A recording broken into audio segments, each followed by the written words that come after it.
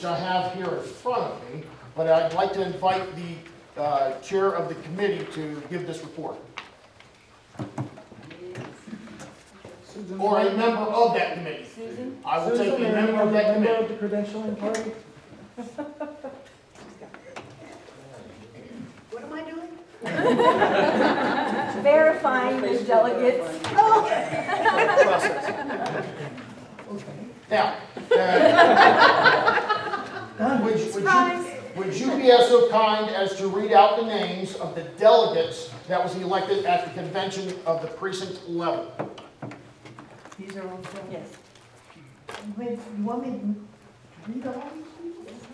Yes, ma'am. Okay. Jimmy Whitfield, Larry Wright, Rhonda Wright, Dan Nutt, Catherine Lawrence, Kenneth Lawrence, Lori McCullum, Rhonda Davis, Laura Clayton, John Bird, Kent Clayton, H. Master, T. Bradshaw, Jack Hastings, Sandra Hastings, Elizabeth Bradshaw, Cynthia Lynch, Paul Lynch, Susan Korn, Walter Cates, Crystal Simmons, Aaron Simmons, Rob Markworth, Jeannie McAdams, P.J. Gentry, Diane Ladd, Valerie Norton. Total delegate count 27. Okay. Now, if I may. Now, there was one typo. What she gave you was a list of 27 names. There was one typo that was not on there. He was at the precinct convention. Chris Weaver? Chris Weaver. There you go. So your name was not on there as a typo. Obviously, you were there. We have confirmation that you were there, voted in as a delegate. And so the number is now being presented as 28, correct? Correct. Okay. So now that leaves us with a number of 7, which will go to 35. Now, before I go into business, I want to be respectful to one of our featured guest speakers, and I would like for your Kern County chairwoman to acknowledge that guest speaker. Thank you. And we're gonna, yes. Yes, ma'am.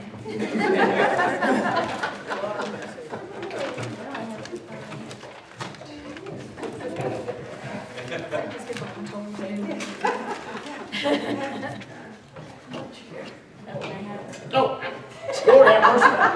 PJ needs Give them. me down one. I need this, yes. Okay, thank you, Mr. Chair. I would like, it's my great privilege to introduce our guest speaker to you today. Dave is a former prosecutor. He's got expertise in government, corruption. He's run a small business. He was a chairman of the UNC Board of Trustees, and he created the university's first audit committee to balance the budget. While he was the board chairman, he led the fight at UNC to eliminate woke diversity and equity policies and to create a new school of civic life and leadership to help bring ideological balance to our notorious liberal campus. Dave is a committed Christian who serves as an elder at his church. He's an Eagle Scout and former youth sports coach. He and his wife have been married for 30 plus years, and they're proud parents of 4 children.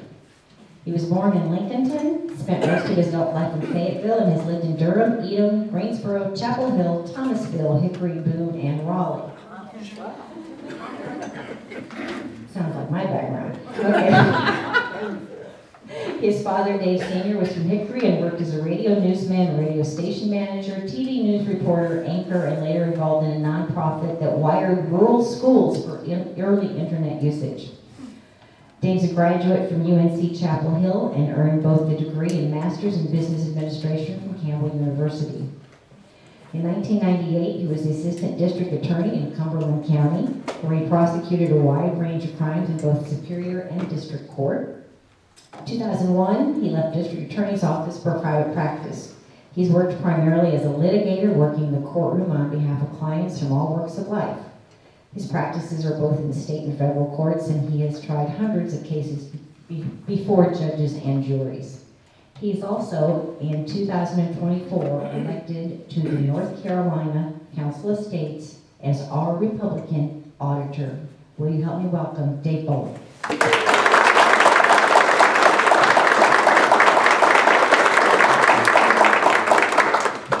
After that, I probably should just say thanks and leave. Right? I'm really honored to be here. I'm honored to be your Republican North Carolina State Auditor. Before I start, I did want you to know that last night I talked to both Treasurer Brad Reiner and Labor Commissioner Luke Farley, both of whom I've gotten to be really good friends with. Luke in particular, you may know or you may not know, the last 3 weeks of the general election campaign here in North Carolina, both Commissioner Farley and myself were asked by then Senator, now Vice President Vance's campaign to open up for the Vice President whenever he came to North Carolina. And he actually came to North Carolina about 7 times those last 3 weeks. So I had the honor to sort of give an opening talk along with Commissioner Farley whenever then Senator, now Vice President Vance came to North Carolina. One of the honors of my life to be able to do that. They both wanted me to send thanks for your support in electing them, both Treasurer and Labor Commissioner, and wanted me to pass along their greetings as well. I'm really glad to be here. On the way up, I came up, 501 and passed the old Northern High School in Northern Durham County, which is where I went to high school. And so I played against the Rockets in basketball many, many times as a high school player and as a bench warmer on the football team. But my brother was a great quarterback. But look, clearly, I would love to be your Republican state auditor alongside a Republican governor, a Republican lieutenant governor, a Republican secretary of state, a Republican Attorney General, and a Republican Secretary of Public Instruction. I want everyone to know, however, that I am personally committed, and I stand here today and say that we've got to start the work for 2028 on our Council of State. And I'm in the rowboat with you because this, starting now, is about winning those seats and keeping the seats that we have. And that really needs to be the focus. For my part, one of the real important things I think that I can do as North Carolina auditor is be a competent leader of an office and get you and everyone else in the state of North Carolina impactful results from that office. We've got to show that Republican leadership can competently manage an office and get things done on behalf of the people of North Carolina. And that's what I'm committed to do. Change is necessary and well underway. I will tell you, and Commissioner Farley and I have actually had this talk together, the deep state is real. And I have found that to be the case. Now, let me clarify that a little bit in what I've seen. I don't think that it is as sort of nefarious or mean-spirited as many people might think or believe. A lot of it is deep-rooted bureaucracy and the way things have been done. And I have taken over an office that has been led by the Democratic Party for the better part of 20-plus years. And prior to that, Auditor Les Merritt was elected for a 4-year term, but prior to that, it had never been held by a Republican since, I think, 1870 something. So it's a culture change that's underway, at least in my office. I'm facing a total rebuild of that office. And no surprise to probably anybody in this room, after November 5th, when I got elected, the office was held by appointed Democrats, someone appointed by then Governor Cooper. I got no transition period. I got no access to the office. I just showed up for work on January 2nd and got to business. We've begun internal reform.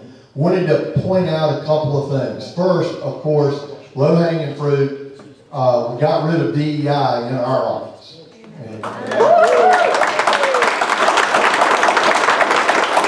Consistent with a lot of the stuff that I led the way on in Chapel Hill, it really is a deep-rooted problem across government, across business, but we're seeing a shift in the mindset from a lot of folks across the nation. Really happy about that.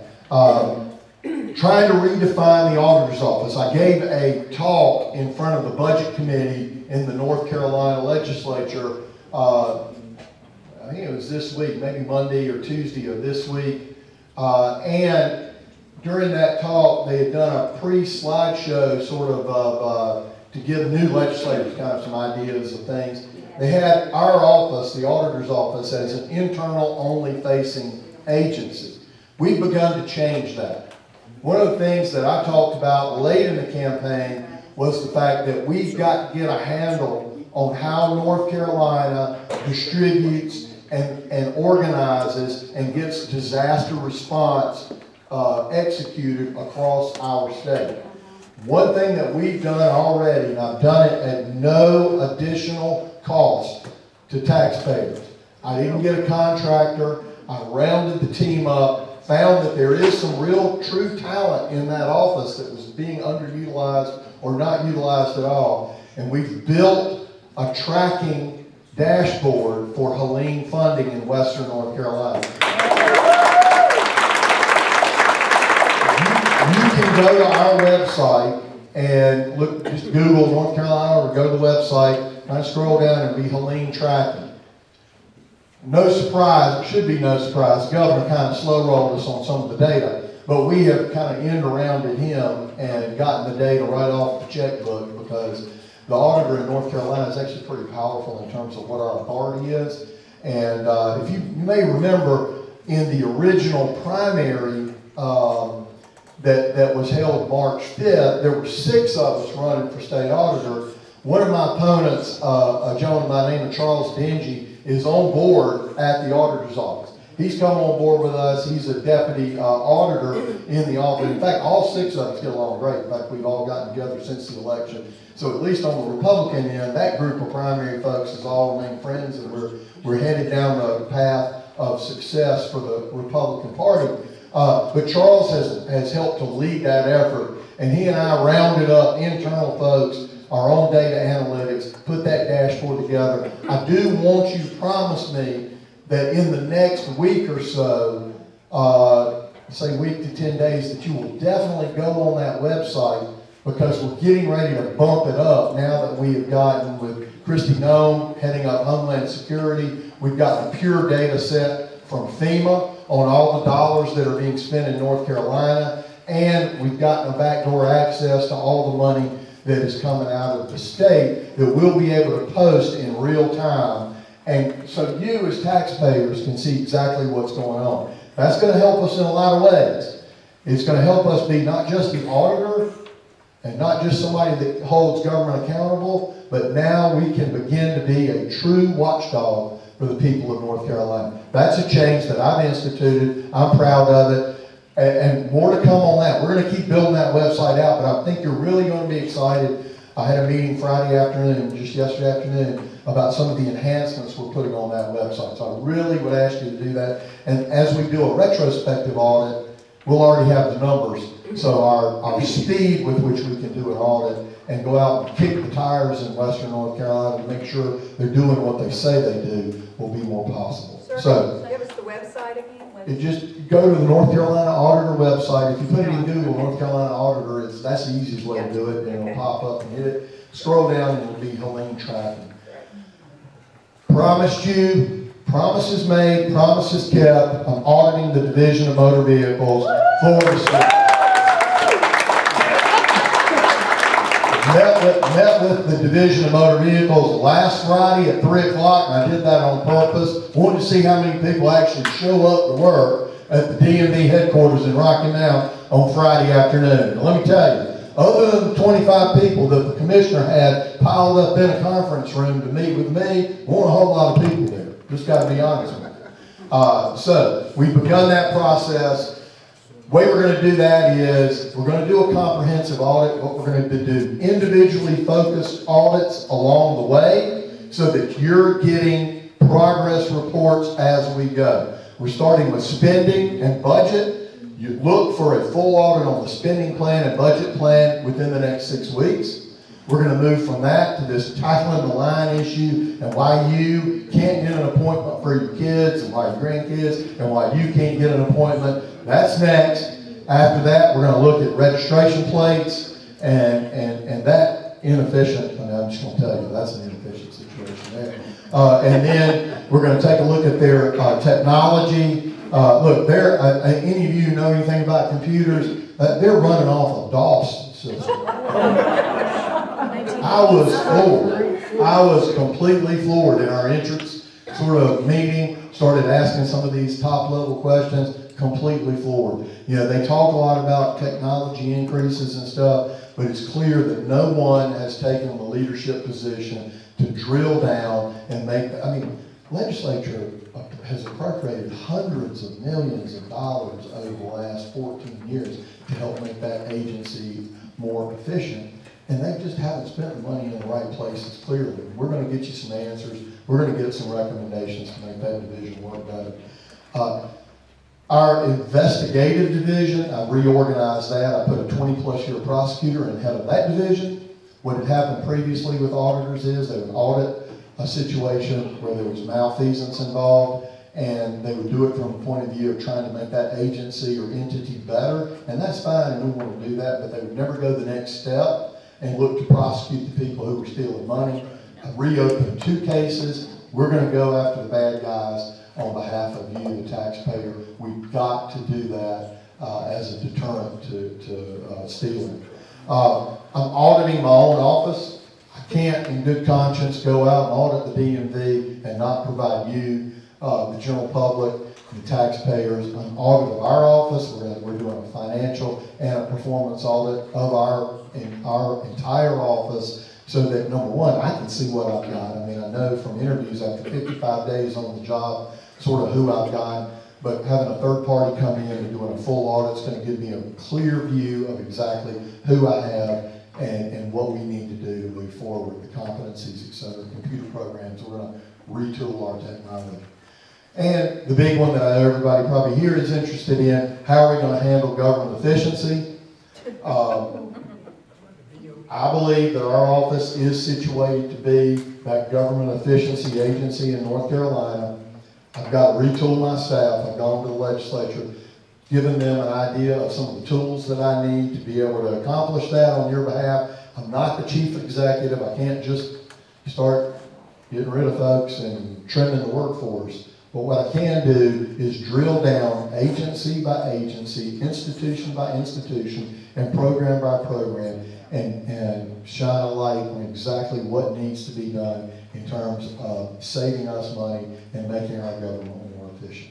So, we've got a lot of work to do. Our opportunity really is there. I have a plan to structurally attack government efficiency. I think that's the way to do it and be impactful. I'll tell you a story. I hired a young man to help in our office. He's from Sanford, North Carolina. Really nice young guy. And we were walking across the street. My office, the auditor's office is right across from the legislature.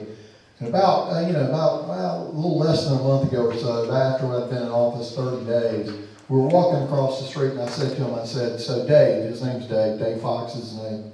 He worked for Senator Benton Sawley, who is out of Johnston County. I said, Dave, how do you think I'm doing? Been here 30 days. How do you think I'm doing? He said, well, you know, I think you're doing pretty good. I said, well, what about the troops? What about, you're out here, we've got people in the office, what are they saying? He says, well, gotta tell you. He says, they do have one consistent question. And I said, well, you gotta tell me what that question is. He said that every one of them to a person asked me, is that guy ever going to stop coming into the office every day at 8 o'clock in the morning? I'm there every day working on your behalf. I clear my plate. This is what I do other than my family. I'm going to work on your behalf every single day to make you proud. I promise you that in the campaign. I'm going to follow through. I probably won't do everything right. And I want you to call me on it when I don't, and that's fine. But I will promise you I'm going to do it to the best of my ability. I'll leave you with this thought. It's really important for us, I think, to look around and get creative. We've got to see things that past administrations and government bureaucrats have never seen before and don't want to look at it. We've got to act with courage. What opportunities are right under our noses are really what I'm looking for. You know, with respect to the party and what we need to do. Look, the liberals are whining and complaining about everything my president, Donald Trump, is doing in Washington, D.C. Right? I'm so proud to have had his endorsement in this thing. They're whining and complaining and their heads are spinning off, okay? But while they're doing that, you know, that is our opportunity. You, the folks in this room, it's our opportunity to get to work for 2028. Well, they're focused on complaining about the work the president's doing. We need to take that challenge for the next 3 years and take hold of the momentum is there and get the job done. I'm with you. I'm in the rowboat, rowing with an oar right beside you. I can't wait to see how we meet the challenge in the coming years. Thank you. God bless North Carolina. God bless North Carolina.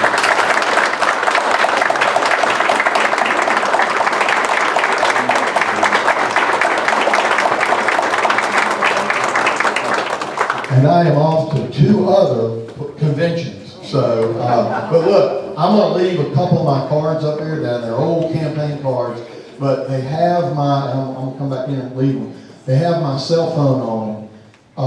And so it's my personal cell phone. I answer it. If I don't, it's because I'm in a meeting or doing something. But I will call you back or text you back and connect with you. So I'll leave my cards over there at the back somewhere. So that you've got them. Again, they're old campaign cards that say candidate, but same number, hadn't changed it. Right? Thank you. God bless.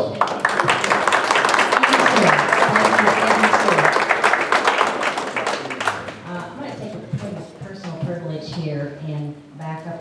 Roger, don't walk out the door just yet. Okay.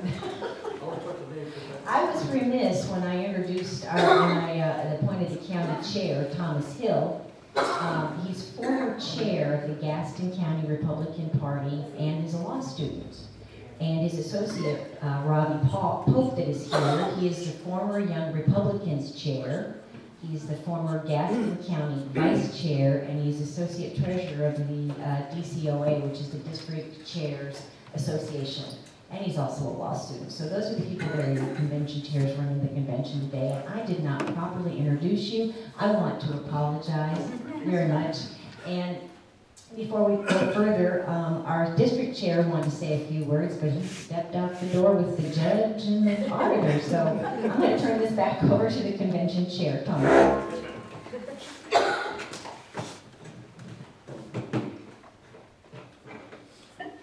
Okay.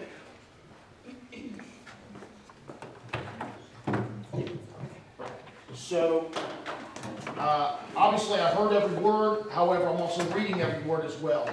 I've had a question that was issued to me in private that I want to make public. Everything we do here is going to be public for the body to hear, know, see, and if there's questions, we're going to answer them. So, I've been with the parliamentarian, we have hashed this out, we have sliced, diced, looked at this, read every word to this. Here is the question. On page 22, number 1, called a convention, state plan organization, subsection A. I read in part on the bottom of the page. State plan, we're not doing county. County does not exist right now. Okay. We are doing a state plan. So on the state plan, page 22, I want everybody to see this. You do not have a state plan. Okay, if you have your phone, look up NCGOP. They have a website, and the state plan is very public up there on their website. You can actually print out the pages. It's very public knowledge. Okay, so I'm going to read it to you then. In part, if the precinct meetings are held prior to the county convention, the Credentials Committee shall issue its report on delegates and alternates certified to the county convention at least 3 days in advance of the convening of the county convention. I want to reread that sentence. If the precinct meetings, this is the precinct conventions, by the planning organization, well, by the state law, any financial reports is due on January. By the planning organization, all precincts have their conventions in February. If those counties choose not to do it in February, they may do it both in March with the county convention. In April is your district conventions, and in May or the first 2 weeks in June, according to the planning organization for the RNC, that is where the states have their state convention. So in the month of May or the first 2 weeks of June. So let me go back. If the precinct meetings are held prior to the county convention, the Credentials Committee shall issue its report on the delegates and alternates certified to the county convention at least 3 days in advance of the convening of the county convention, meaning today. When the precinct meetings are held prior to the date of the county convention, all delegates and alternates challenged in the report of the Credentials Committee shall be notified prior to the day of the convention and allowed to present their cases to the Credentials Committee prior to the convening of the convention. If the precinct meetings and the county convention are held on the same day, the Credentials Committee shall issue its report on delegates and alternates certified to the county convention prior to the transaction of any business. That means before we vote on any rules, before we vote on any plan of organization, before there's any elections, the delegates must be seated. In the county plan of organization, all registered Republicans before January 31st did have a vote in this convention. The plan of organization is no longer active. It is now void for this county convention. So we are going by the state. Now, according to the state plan, you're allowed so many delegates. I'm not going to get into the math. However, if you like to do your own math, what was that, page 7? 22. I stand corrected, 22. Page number 22, paragraph 3. So if you want to do the math, you certainly can. So what this says is that you're allowed a certain amount of delegates to come to the precinct convention and then to the county convention. And after that county convention, you vote on the delegates to go to the district and state convention. Okay? Again, the county plan said every Republican had a vote, which means you were active. You were a delegate. That county plan is no longer active. The state is. And by the state, Person County is allowed to have 34 delegates from the precincts and 1 at large, giving a grand total of 35. 28 has been seated, which means there's still an outstanding amount of delegates to be seated, which is 7, to make a total of 35. So in essence, there's no way to give a 3-day report on a credentials report that is not fully done and bleeds over to the county convention. So with that said, we're going to hear, again, I want to hear the credentials report. Can the member of the Credentials Committee come forward? I want to hear the names once again. That way we have full transparency on who is delegates, who we're about to elect, and who is already, and we're allowed alternates as well. So for every delegate, we're allowed an alternate. So because Person County is allowed 35 delegates, you're allowed 35 alternates.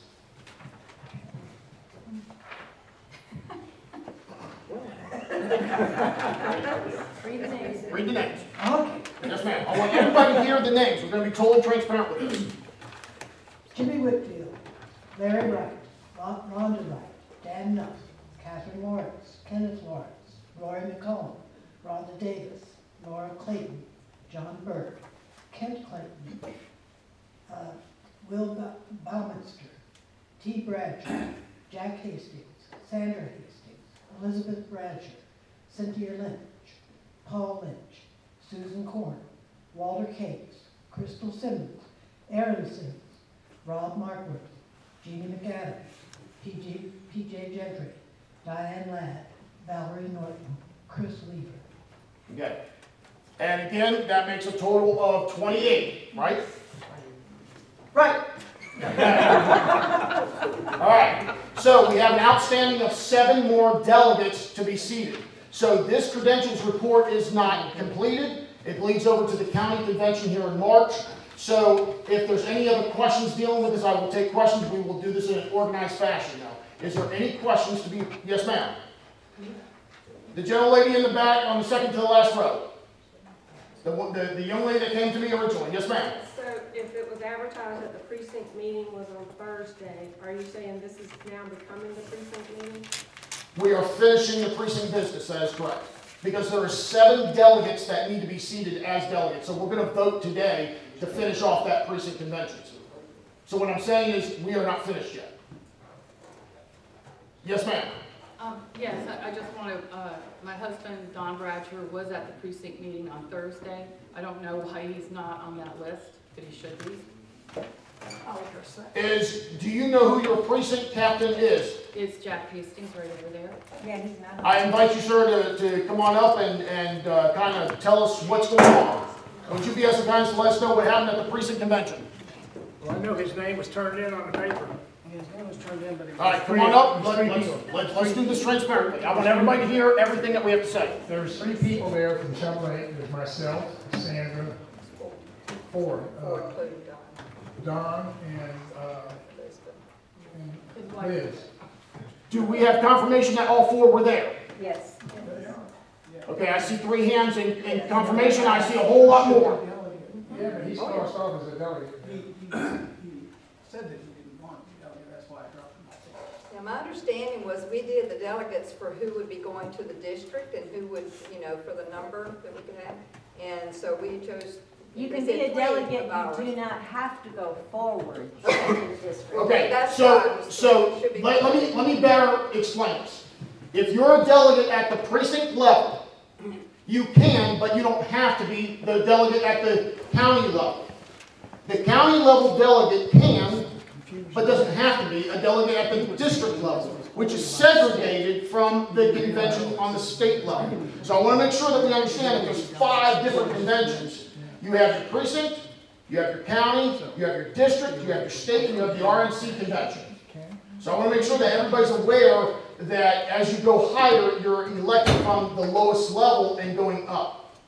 Does that answer the question? Yes, sir. All right, so how many delegates was that was there, but they're not added to the paper? There was 4. One that wasn't added, 3 or. Oh, hold on, whoa. I want to hear the gentleman who is the chair of that precinct convention only. There was 4 of us. Okay. And they said that they did not want to be a delegate. And Don Bratcher said he did not want to be a delegate, but he thought it was for state, and it's not just for state, it's for this meeting here, so. Okay. So we had the question. We had the question. I'm not there yet, right? Okay. No. Okay, so we had the question on the delegation. Was it promulgated properly? And I said that we still have business to attend to, which is 7 delegates. They must be seated before any business is transacted. You're saying, sir, that there was 4 people at your precinct convention, and how many were delegates that we have here in front of us? All 4 of us were, but one of them was crossed off.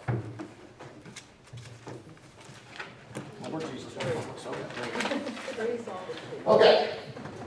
All right, so the ruling is that if, and I don't want to say this mean, but I'm going to be blunt.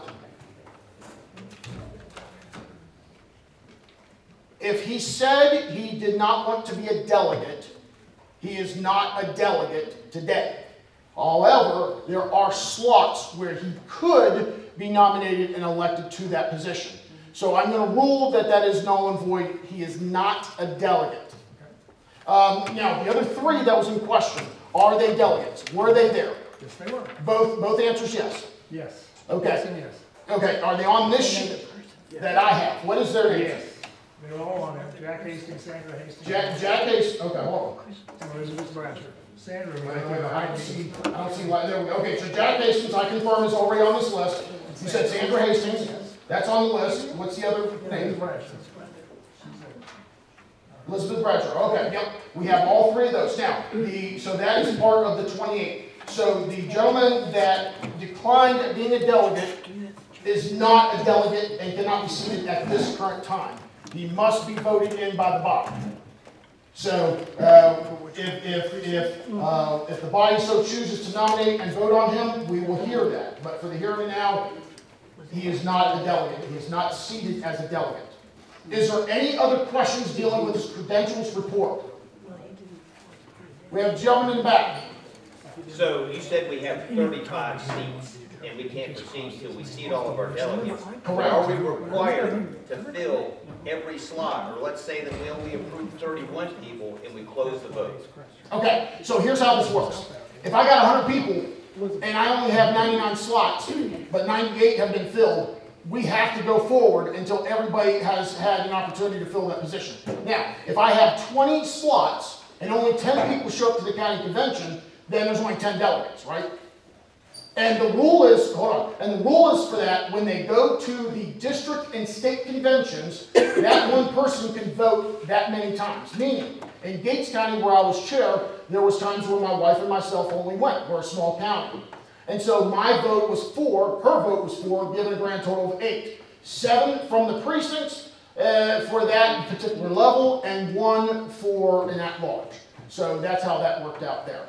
So yes, sir. But the follow-up is, your example, if there are 100 people and there are 99 slots, but there are only 80 that want to be delegates, can't you then stop, or do you have to force more people so that you fill the slots? I have to fill the slots until everyone says yes or no. So we could have empty slots. We